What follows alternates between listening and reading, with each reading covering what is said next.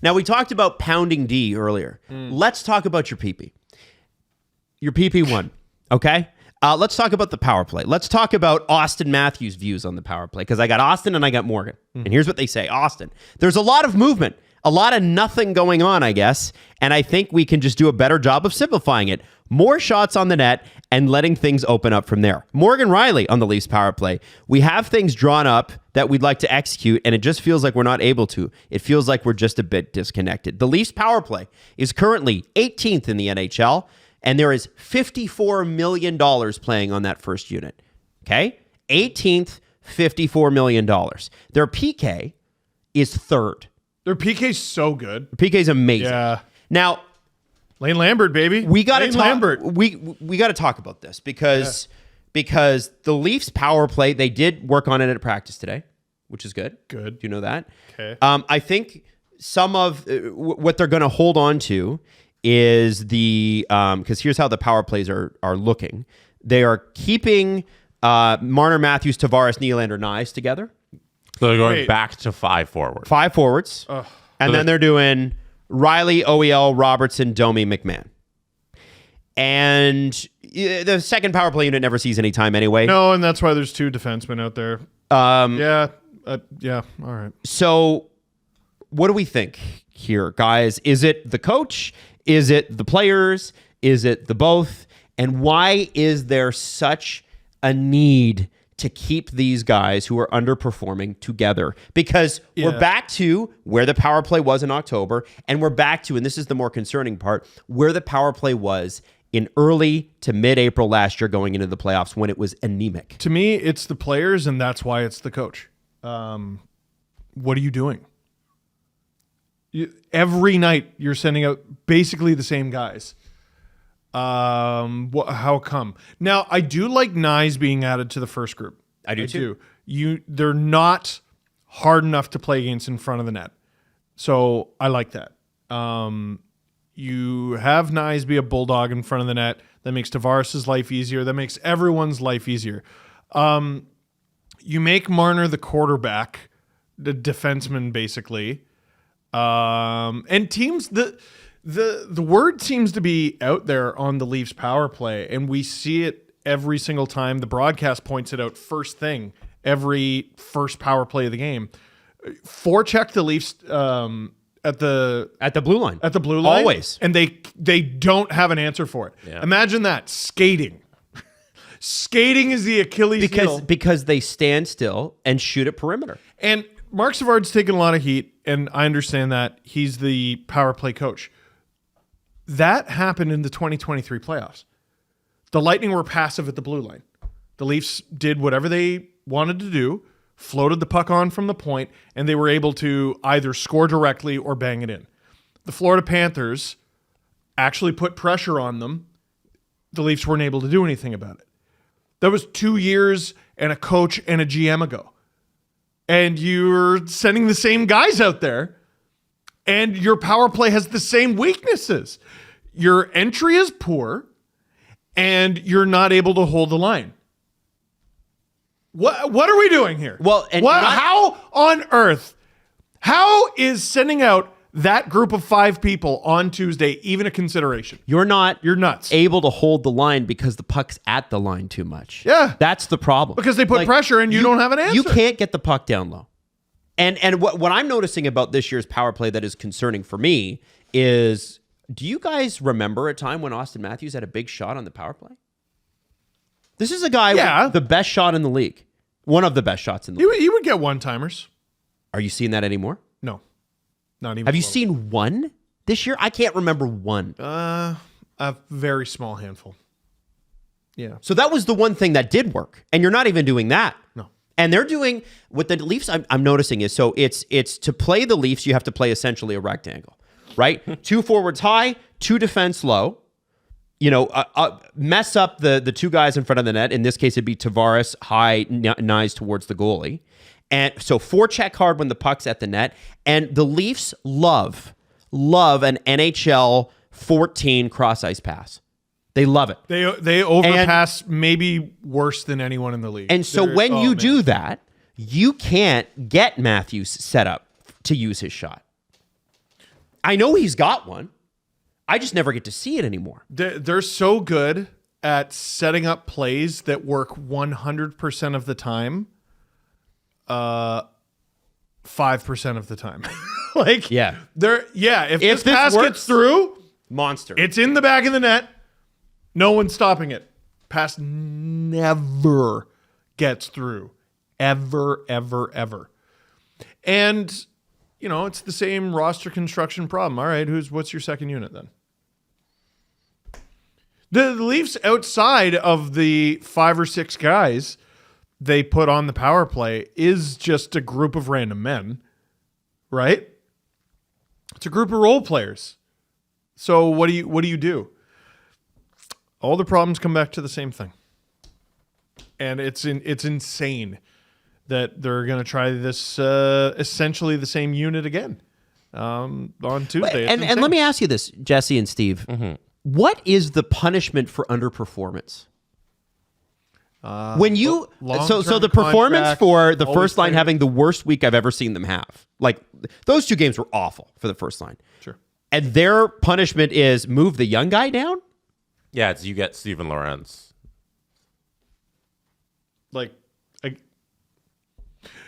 Listen, Craig Berube's got a bit of shine because they are first in the division. I think we like how the team's playing. This is mystifying. Yeah, the line combinations, I think we went over. They're not, I don't agree with them and what he's doing. But with the power play, Jonas Siegel was writing today about the lack of shots that the power play generates. I think it's clear to everybody who watches the game, they don't get enough shots towards the net. They're 21st in generating on shots on the power play in the league, which isn't acceptable when you have all of oh my God, that's outrageous. That's bad. And they get blocked and miss a lot. They get blocked a ton. But they should have the most shots in the league because they usually spend the full 2 minutes. Right. But the thing that stood out to me the most was William Nylander, especially in his shots on the power play. And I don't know whether it's on him or the way they are trying to play, but he has, in his last 20 games, 5 shots on goal on the power play. That's absurd. That's Mitch Marner is ahead of William Nylander in shots on the power play in the last 20 games. That's unacceptable. He's the team leading goal scorer. That is unacceptable. And this team, I don't know what their reluctance is to just throw things at the net. Just be a volume shooting team, because consistently year after year after year, they're passing to try and get the perfect shot, or they're passing back to try and get the perfect entry. And we've seen that not work time and time again. And William Nylander seems like the guy to be yelling at everybody else to just shoot the fucking puck. And he's the one getting the least amount of shots. They're timid. I think they dread getting a power play. Oh yeah, absolutely. And if you dread it, then take a break. They dread it. And here's the thing. Yeah, okay, said NHL officials, never calling a penalty. But you take a shot on net. What happens? You might get the rebound. What's more likely to happen? They clear it. And then what do you got to do? You got to go get it, and you got to do the entry again. Do you have confidence in your entry if you're the Leafs? The Leafs have zero confidence in their entry, and you see it. Yeah, because they shouldn't, because they suck. Yeah. No, it's everything. They're back to the back pass at the blue line. When they dumped and chased, it went better. No, here are the Leafs' 2 best strategies. Enter exactly on the wall, which teams will grudgingly give you. They're like, all right, well, if you're going to get in, we're going to let you do it along the wall. Or my favorite is when Willie goes, fuck you guys, I'll do it. And it's usually him. And he just goes the whole length of the ice, and he does 4 moves, and sometimes he gets stuffed and it looks stupid and he goes to the bench in a huff. Other times you're like, God, I love this guy. And it works. Listen, I would love to offer some sort of solution. Like I got one. What? What have the Caps done for 20 years with Ovechkin? Put him in the boom boom spot. Sat his ass at the fucking hash marks and said, let's get Alex the puck. And you just have Matthews there as a cannon. Just have him as a cannon. Okay. And it's crazy. You know what's crazy? Ovi keeps scoring on the power play. It's so crazy. It's the same strategy. We talk about the Leafs with the same strategy as though this needs to be a Galaxy brain thing. Guys, these guys have been playing power plays since they were 3 years old. Okay? They know how to play a power play any way that you draw it up. Put Matthews in that shot. The only two people that should be taking outside shots on this team right now are Matthews and Willie. And the guys that should be leading the team in power play goals are Nyes and Tavares.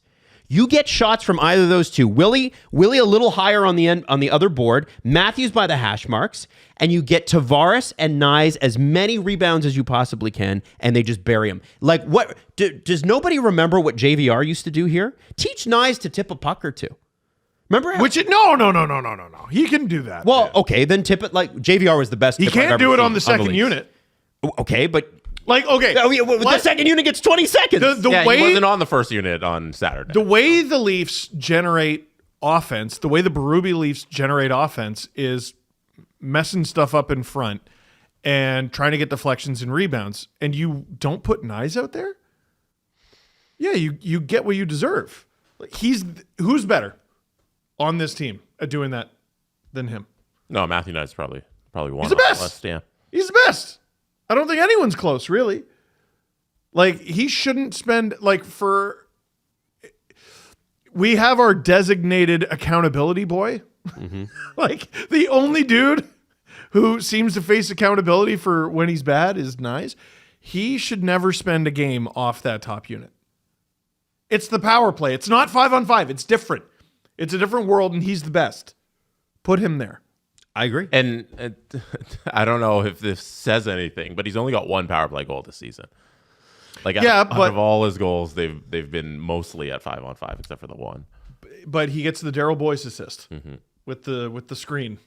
With the power play entry stuff, I watch sometimes on TikTok hockey strategy videos, and they'll like pull stuff from the NHL, and they'll show like what's working with teams. And one thing that I've seen a number of times with the power play is teams doing fake drop passes and taking the power play into the zone off of the rush, off of the lead guy. Ooh, I like that. So I think it's the Florida Panthers who are really effective at this, because teams now defensively, when they're on the PK, they sit at the line like how they do against the Leafs every single time, and they just know that the back pass is coming, so they can just sit there and anticipate it.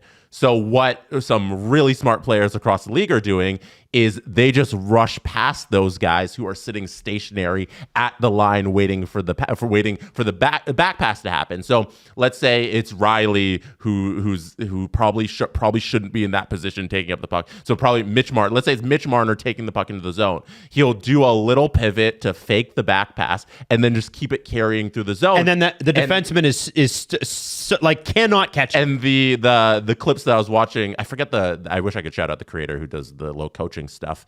They were showing consistently how the two defensemen sitting there are lame ducks because they're anticipating the back pass, and the guy who's leading the entry into the zone can just walk through, and then you get a chance, first of all, off of the rush on the power play, and that usually leads to then you set up your power play as well if that's not a goal for right away. So I feel like the Leafs, the way they play their power play is timid and scared.